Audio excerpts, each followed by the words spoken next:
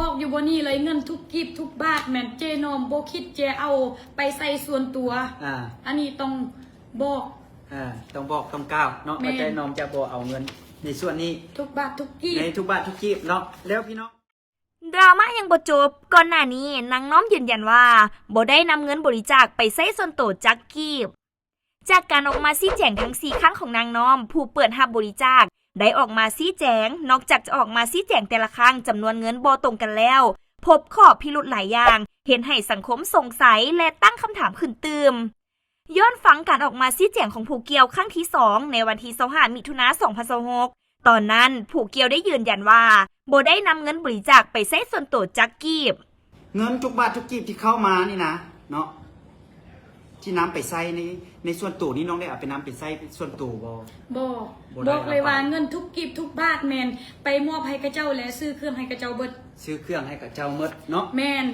บอกอยู่บนนี้เลยเงินทุกกีบทุกบาทแมนเจนอมโบคิดเจเอาไปใส่ส่วนตัวอันนี้ต้องบอกต้องบอกต้องกล่าวเนาะว่าเจนอมจะบ่เอาเงินในส่วนนี้ทุกบาททุกกีบในทุกบาททุกกีบเนาะแล้วพี่น้องหลังจากนั้นผู้เกี่ยวออกมาชี้แจงครั้งที่3แม่นส่วนทางกับการชี้แจงครั้งที่2พอผู้เกี่ยวได้จดรายการที่นำเงินบริจาคไปใช้ในส่วนตัวหลายรายการเช่น 1. กวดเซ็กรถของตนเอง16ล้านกีบ 2. เติมน้ำมันรวม19ล้าน9แสนกีบ 3. ค่าบ้านพัก13ล้าน6แสน50,000กีบ 4. บัตรเติมเงิน1ล้าน5แสนกีบ 5. พาเข้าสามัคคี1ล้านกีบ 6. ค่าอาหารเครื่องดื่มเช้าสวยแรง37ล้าน8แสนกีบ 7. เฝอ345,000กีบ 8. สิ้นดาด935,000กีบ 9. สนับสนุนไอ้น้องทีมงานตนเอง78ล้านกีบรวมทั้งหมด176ล้าน430,000กีบนอกจากนั้นสรุปความแตกต่างของจำนวนเงินทั้ง4ครั้งที่ผู้เกี่ยวออกมาชี้แจงคือครั้งที่1แจ้งว่ามีเงินบริจาคเพียง288ล้านกีบครั้งที่2มีเงินเพิ่มขึ้นเป็น642ล้าน41,212กีบทบเครื่องของการชี้แจงครั้งที่1ในจำนวนนี้ผู้เกี่ยวอ้างว่ามีเงินส่วนตัว350ล้านกีบมีเงินบริจาคเหลือเพิ่ม28ล้าน41,212กีบ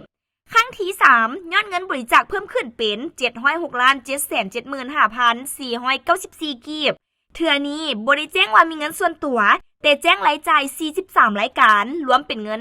559ล้าน485,000กีบและยังมีเงินบริจาคคงเหลือที่จะนำไปมอบให้2ครอบครัวผู้ประสบภัยจำนวน147ล้าน294,494กีบครั้งที่4ชี้แจงยอดเงินบริจาควันที่6วันที่10มิถุนายนมียอดเงิน750ล้าน845,000กีบ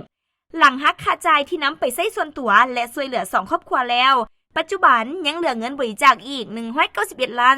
360,000กีบหลังจากนี้จะมีการชี้แจงเพิ่มเติมเป็นเทื่อที่5หรือบ่และจะมีผู้เสียหายหรือว่าผู้โอนเงินบริจาคห้องฟ้องเพื่อให้เข้าสู่กระบวนการตรวจสอบทางกฎหมายหรือบ่นั้นพวกเฮาติดตามนำกันต่อไป